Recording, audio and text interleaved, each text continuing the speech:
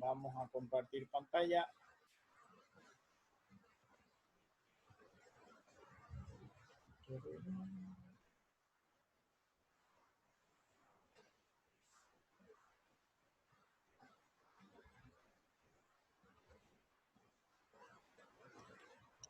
Bueno,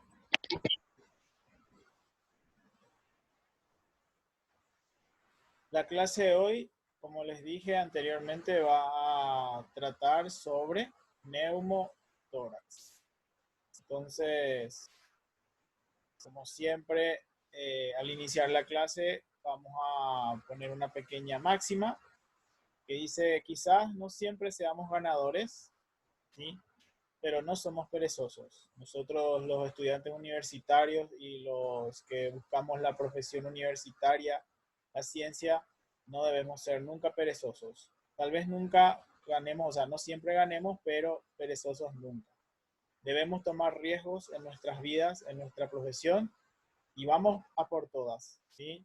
Siempre tenemos que dar lo mejor de nosotros. Saltemos las vallas, ¿sí? Y a veces seguro que vamos a triunfar. Esta frase lo dijo Kilian Jornet, ¿sí? Es simplemente una frase motivadora para que lo puedan leer y ver después. Vamos a comenzar con neumotórax, ¿ok? Muy bien, excelente. ¿Qué es el neumotórax? ¿Sí? Antes que nada, quiero mostrarles simplemente para hacer un recuerdo anatómico de qué era la pleura, ¿sí? La pleura era, como su nombre lo dice, es una víscera, o sea, es un tejido que envuelve y recubre a los pulmones, ¿sí? A los pulmones. Y esta pleura, esta membrana, tenía dos capas, ¿sí? Esas capas envolvían al pulmón completamente, excepto en donde, en el hilio pulmonar. ¿Se acuerdan dónde se encontraba el hilio pulmonar? Sí, vamos a ocultar esto. Y se acuerdan que en este sector, donde ingresaban los bronquios, las venas y las arterias, se conocía como bronquio o parénquima pulmonar, ¿sí? O hilio pulmonar también. Entonces, lo que hace la pleura es envolver al pulmón para protegerlo. Esta membrana tiene dos, dos hojitas, ¿sí? Una que es la parietal, que está adjunta a la pared torácica, y vamos a nuestro dibujito para poder entenderlo. Vamos a poner nuestro huesito. Muy bien, ustedes ven ahí cómo el pulmón está contenido dentro de la caja torácica y la pleura parietal va adosado aquí adentro, pegado por la pared costal, por las costillas. Esa es la pleura parietal. Después tenemos la pleura visceral. La pleura visceral también es una, pero esta está adjunta, está pegada, adosada a nuestro pulmón. Acá, está pegadito a nuestro pulmón. Entonces, nosotros tenemos un espacio, ¿sí? Un espacio virtual que se forma entre la pleura parietal y entre la pleura visceral, que están adosadas, pegadas unas a otras, y estas se deslizan de esta forma con los movimientos respiratorios. También tenemos que recordar que para que estas hojas, estas membranas que sufren un rozamiento constante con el movimiento respiratorio, deben estar cubiertas de algún lubricante, ¿sí? De algún líquido, ¿sí? Y se acuerdan, como vimos en la clase pasada, si ese líquido se acumulaba en demasía o en gran cantidad en ese espacio, producía una patología que la conocemos como derrame pleural. ¿Se acuerdan? Sí, entonces ahí tenemos el derrame pleural y ahora vamos a ver lo que es el neumotórax. Entonces esto es un simple recuerdo anatómico. Acuérdense también que la pleura, ¿se acuerdan de estos tabiques? ¿Sí? Vamos a mostrar otra vez los tabiques, ¿sí? O las cisuras que tienen los pulmones. El pulmón tenía dos cisuras, ¿se acuerdan de las cisuras? Una vertical, otra horizontal, que dividía el pulmón en lóbulos, esto ustedes ya lo saben. ¿sí? Esta pleura también penetra, ¿sí? También penetra dentro de estas cisuras.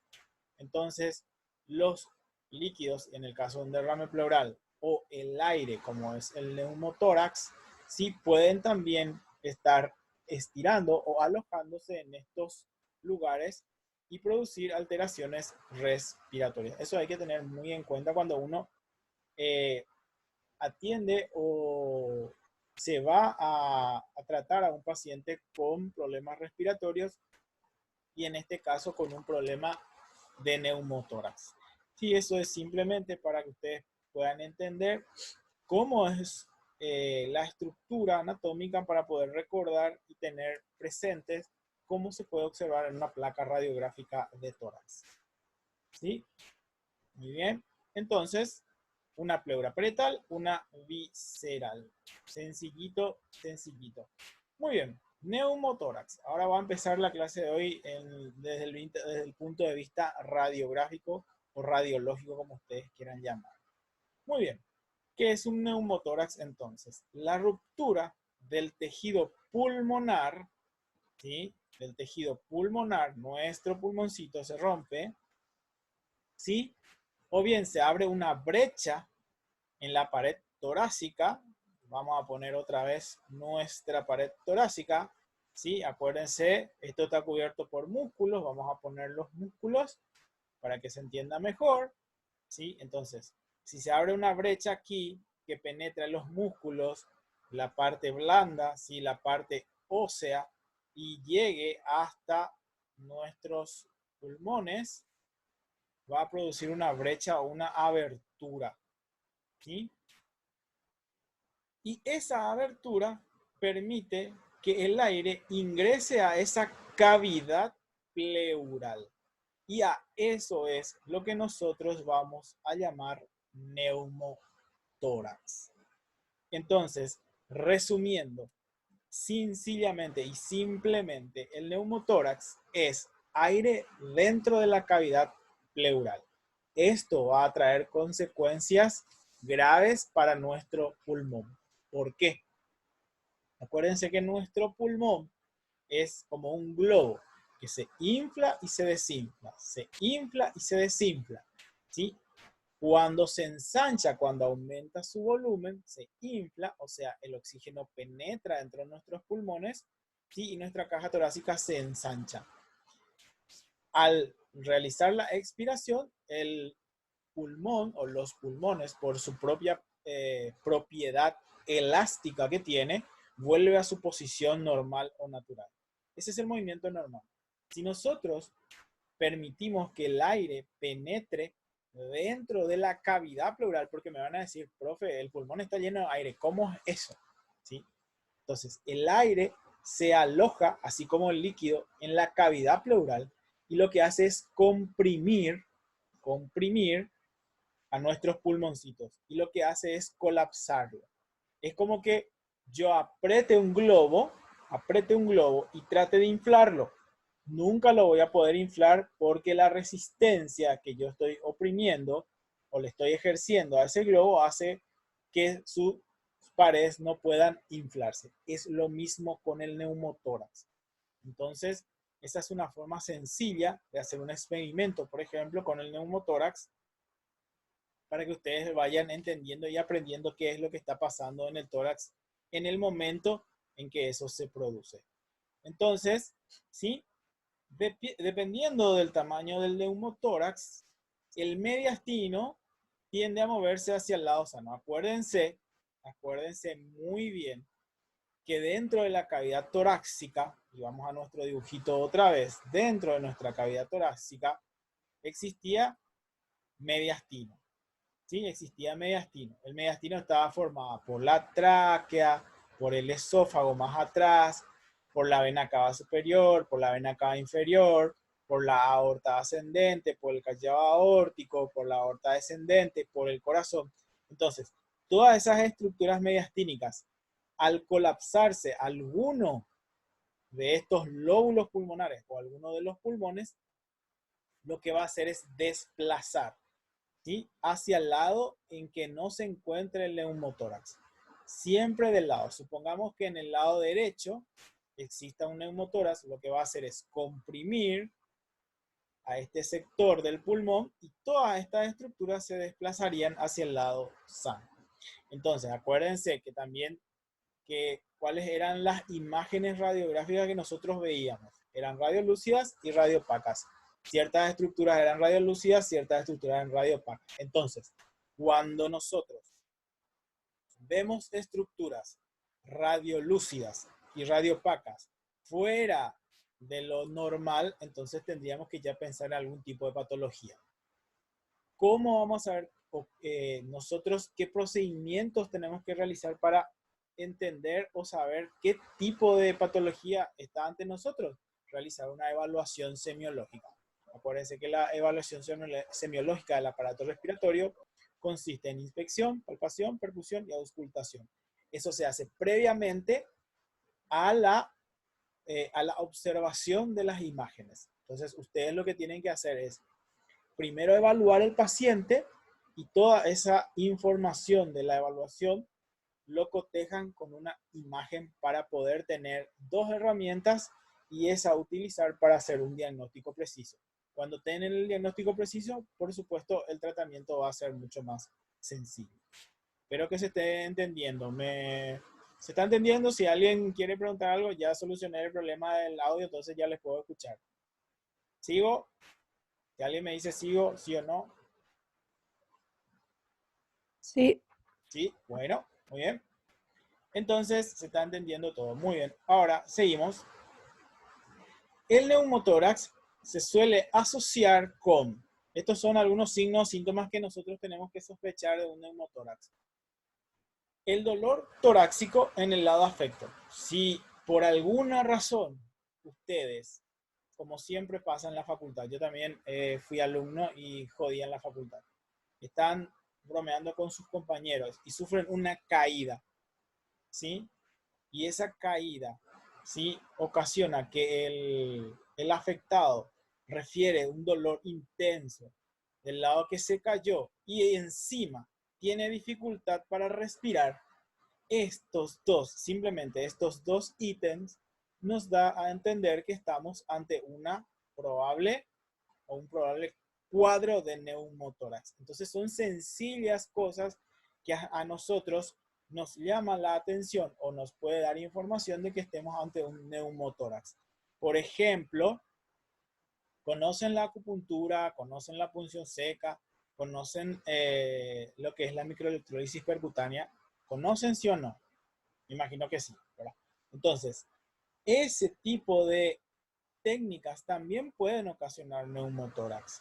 Sí, tal vez no den un dolor torácico, no refieran un dolor torácico intenso, pero sí una pequeña disnea. Y después vamos a ver si esos neumotórax son tratables o no. Eso ya le va a corresponder a ustedes a preguntarle a sus profes de UTI, de enfermedad respiratoria, los tratamientos, porque eso ya es harina de otro costal, pero para que ustedes tengan en cuenta un poco estos ítems, por ahí también puede suceder en su casa o en el barrio, en su comunidad, y ustedes ser la primera línea de defensa para tratar este tipo de afecciones. Muy bien, es lo que yo le estaba diciendo. Un neumotórax pequeño se resuelve espontáneamente, ¿sí? No hay que tampoco alarmarse cuando una persona está con disnea. Tampoco. Hoy estamos empezando con el frío y empiezan las enfermedades respiratorias, las alergias respiratorias. Si el paciente refiere disnea, no, tenés un neumotórax. No. Existen mecanismos para nosotros diagnosticar certeramente un cuadro de acuerdo a los signos y síntomas que refieren nuestros pacientes. Pero hay que entender que hay neumotórax que son pequeños que se van a resolver espontáneamente. ¿Sí? Mientras que el tamaño, ¿sí?, no sea mayor al 20% del volumen pulmonar, atiendan una cosa, mientras que el neumotórax no sea mayor que el 20% del volumen pulmonar, no se requiere drenaje. Y después, ahora me van a preguntar, profe, ¿cómo yo voy a saber si supera o no el 20% del volumen pulmonar? En la última parte le voy a explicar hay una escala, hay una solución matemática, ¿sí? Una fórmula matemática muy fácil de hacer, muy sencilla, para que nosotros podamos determinar si nuestro paciente necesita o no un drenaje de ese neumotórax. ¿Sí? Muy bien. Algunas causas que producen el neumotórax son, acá se lleva el premio, el galardón, los traumatismos. Los traumatismos generalmente son los que generalmente producen cuadros de neumotórax. ¿Sí? Las causas denominadas iatrogénicas: colocación de un catéter central, ventilación artificial, punción del espacio pleural y biopsia pulmonar.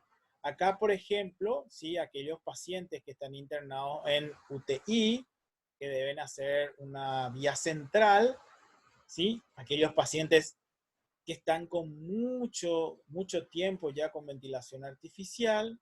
La punción, como yo les dije, del espacio pleural, nosotros los kinesiólogos que hacemos acupuntura, que hacemos punción seca, que hacemos MEP, que es microelectrólisis percutánea, podemos punzar y podemos llegar a hacer un espacio, o sea, podemos ocasionar un neumotórax. Obvio que también cualquier elemento cortante que ingrese al espacio torácico, al espacio pleural, también puede ocasionar un neumotórax. Y las biopsias pulmonares que se realizan cuando nosotros queremos descartar alguna deficiencia a nivel nuclear dentro de lo que es el pulmón.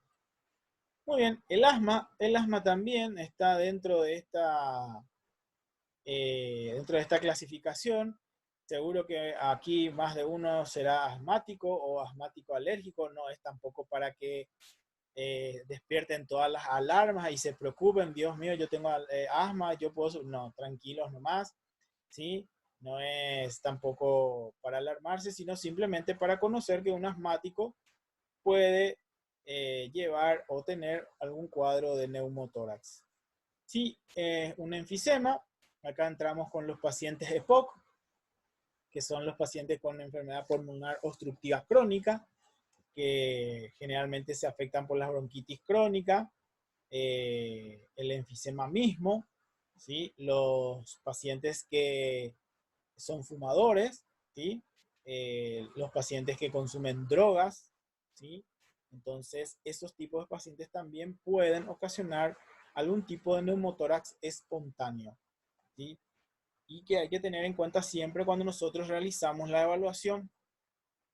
Por eso es muy importante, cuando nosotros realizamos una evaluación, obtener todos los datos del paciente. En algunos casos el paciente quiere mentir, o no es que quiere mentir, tiene vergüenza de contar sus datos. Entonces, igual nosotros tenemos que buscar estrategias para, de alguna u otra forma, revisar y obtener todos los datos para tener una mayor certeza de nuestra evaluación, y así también mayor certeza del diagnóstico que nosotros queremos diagnosticar. Muy bien, y aquí, como siempre les digo, el neumotórax espontáneo en el adulto joven. Hoy en día hay que tener muy en cuenta que la gente está empezando a correr con tapabocas, chicos, ¿sí?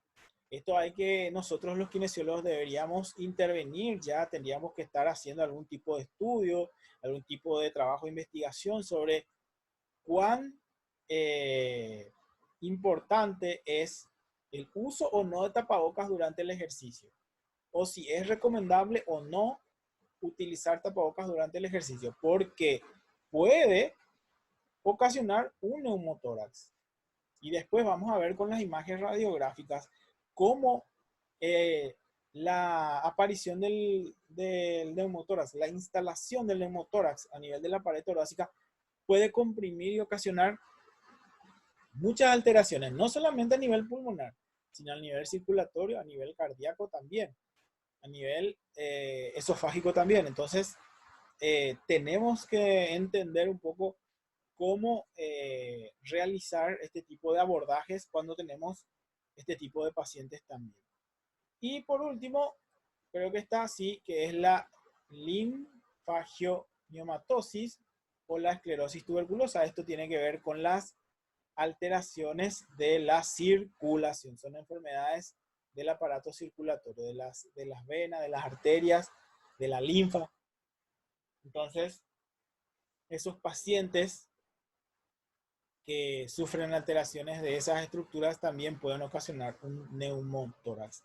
Como se dan cuenta, el neumotórax, sus causas son variadas, pueden aparecer en cualquier momento y generalmente en el adulto joven. O sea, todos nosotros estamos todavía dentro de este rango de adulto joven. Muy bien, vamos ahora a los signos radiológicos, que es lo que nos importa a nosotros en nuestra materia, para aprender y comprender qué es lo que vamos a buscar, qué es lo que nosotros tenemos que ver y qué es a lo que a nosotros nos tiene que llamar la atención cuando tenemos algún paciente con neumotórax. Primero, identificar la línea de la pleura visceral. Me van a decir, profe, ¿cómo la pleura visceral si está pegada al pulmón?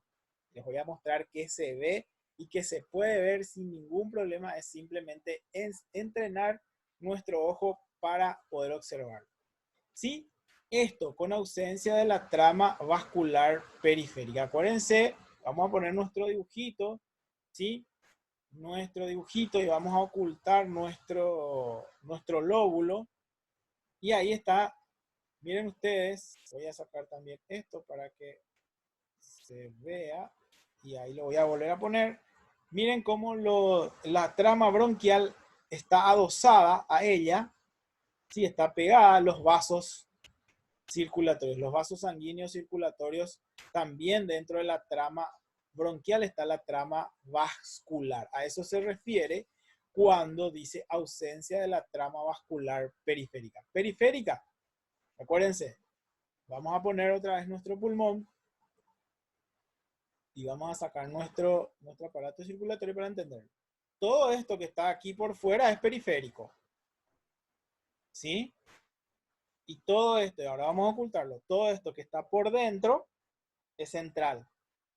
Entonces, cuando nosotros nos dice ausencia de trama vascular periférica, ya sabemos a qué nos está refiriendo cuando veamos una placa radiográfica de tórax postero-anterior. Muy bien. Generalmente los médicos aconsejan realizar una proyección en expiración forzada. ¿Se acuerdan que la radiografía de tórax postero anterior generalmente se realizaba en inspiración? ¿Sí? Bueno, para cuando nosotros realizamos una evaluación semiológica del aparato respiratorio y sospechamos que es un neumotórax, la proyección ideal sería la expiración forzada. Pero, sí, pero hay que tener en cuenta que esto va a producir un mayor colapso pulmonar. Hay que atender muy bien esto.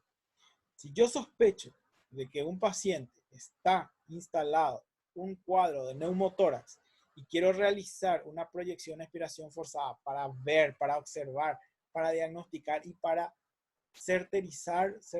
para tener certeza de ese diagnóstico que yo estoy sospechando, lo puedo hacer en expiración forzada. Pero tengo que tener en cuenta esto, que en esa proyección hay mayor colapso pulmonar. Entonces, eso también me puede traer consecuencias el día de mañana.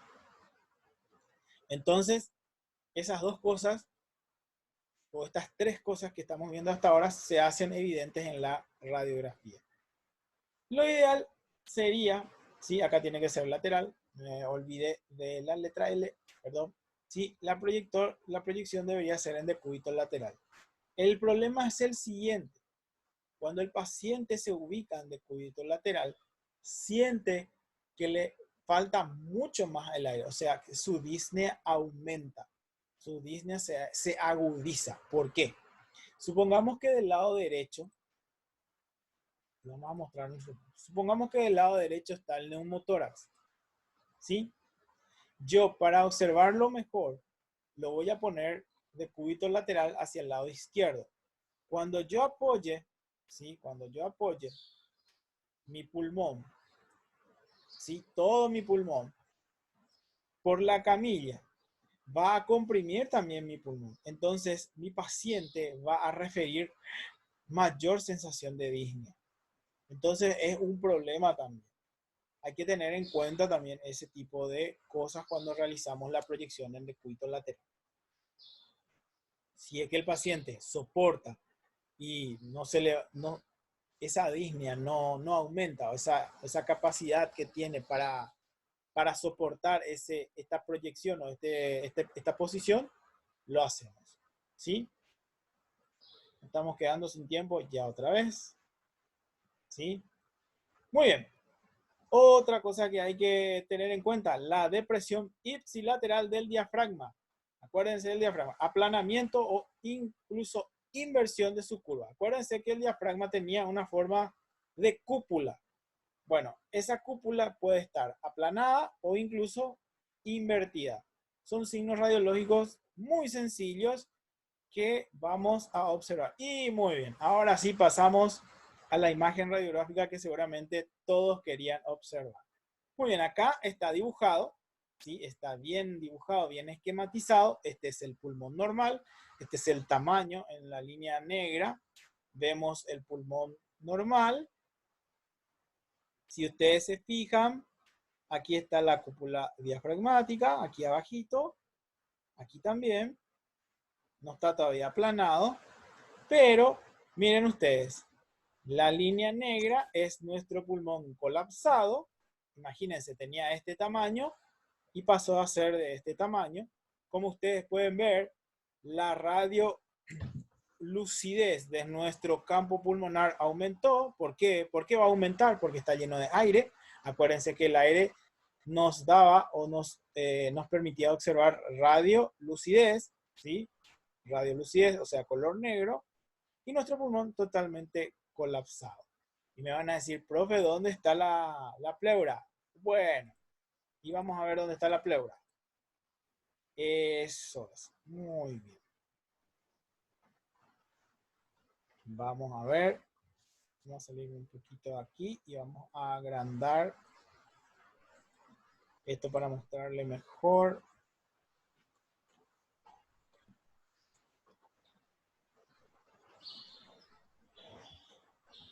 Muy bien, ¿ven todos? Si alguien me dice sí o no, por favor. Hola, ¿están ahí?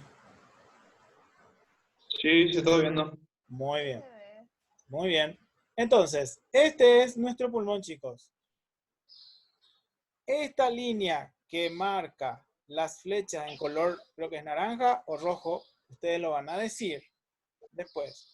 Esta línea que ustedes están observando aquí, observan todos, por favor me dicen sí o no si están observando.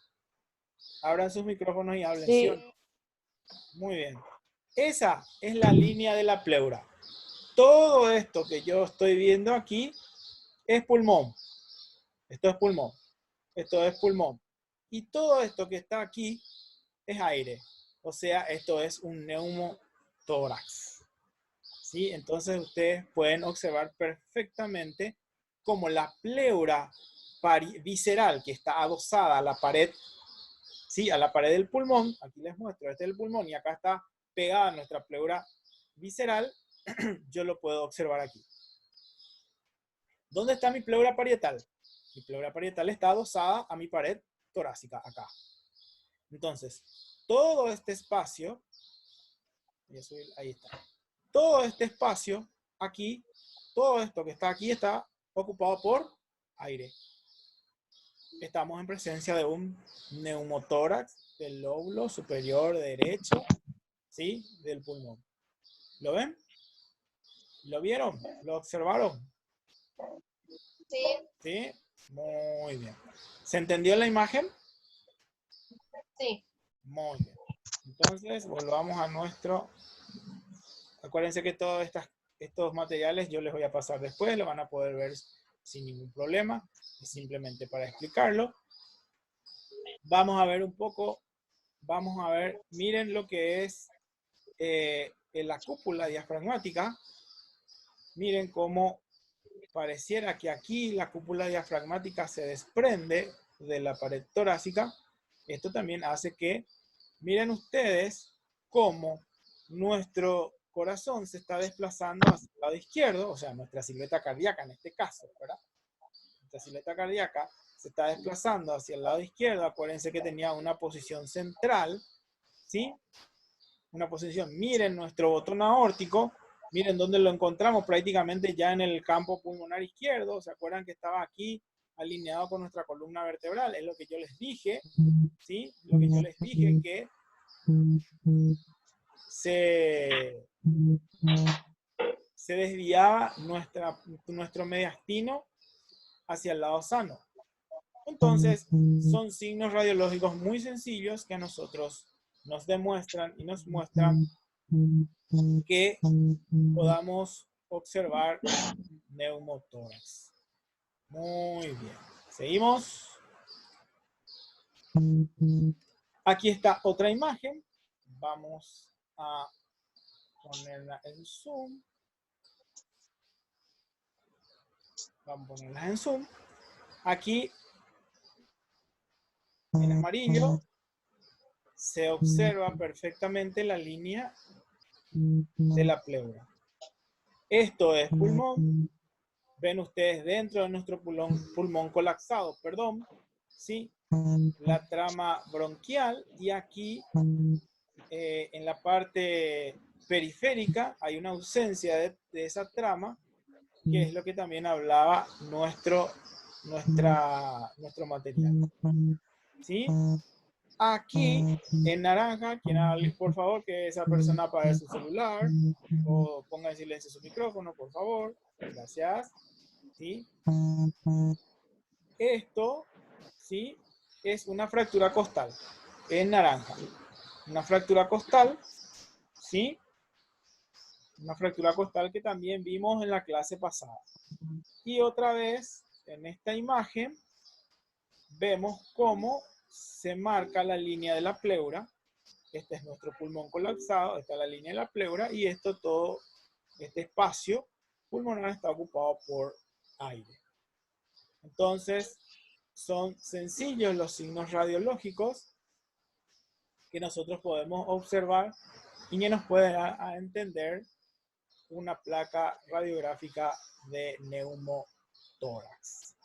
Entonces, y esta es la fórmula matemática que yo les dije para poder observar y para poder hacer el porcentaje de qué cantidad puede estar afectado el pulmón. ¿Sí? Se marcan 3 líneas, una línea A, una línea B y una línea C.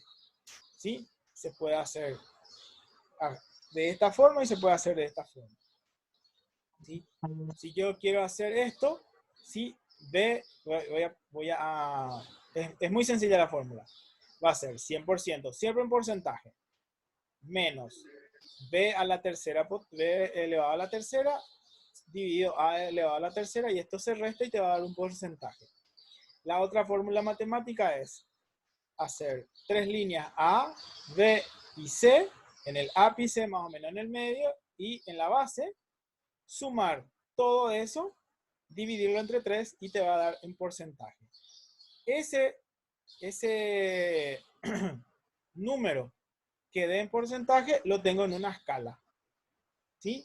Si tiene 1 centímetro, está dentro de 15% todavía. Si tiene 1.5, está debajo de los 20. Si ya tiene 2 centímetros, si el resultado me dio 2 centímetros, es mayor a 20, y acuérdense que mayor a 20% del volumen pulmonar debería ir a un drenaje. Entonces, sí, es una fórmula sencillísima, esto con una radiografía de tórax normal, o sea, una posición posterior anterior de tórax, lo podemos hacer con una reglita. Con una reglita, lo que vamos a hacer es lo siguiente. Vamos a mostrar más o menos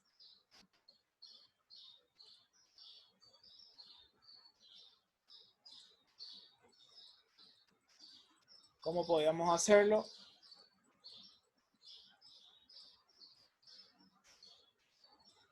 Acá. Lo que yo hago es medir de acá a acá medir de acá a acá y medir de aquí a aquí. 3 líneas. Sumar eso, dividir entre 3, me va a dar un número. Y eso con nuestra tablita lo podemos hacer. Bueno, espero que les haya gustado la clase. Eso es todo lo que tenía que decir para hoy. Les deseo a todas sus madres un feliz día y estamos a las órdenes. Y como siempre terminamos con un chiste. Buenos días, muchas gracias. ¿Alguna pregunta? Gracias. ¿Algo?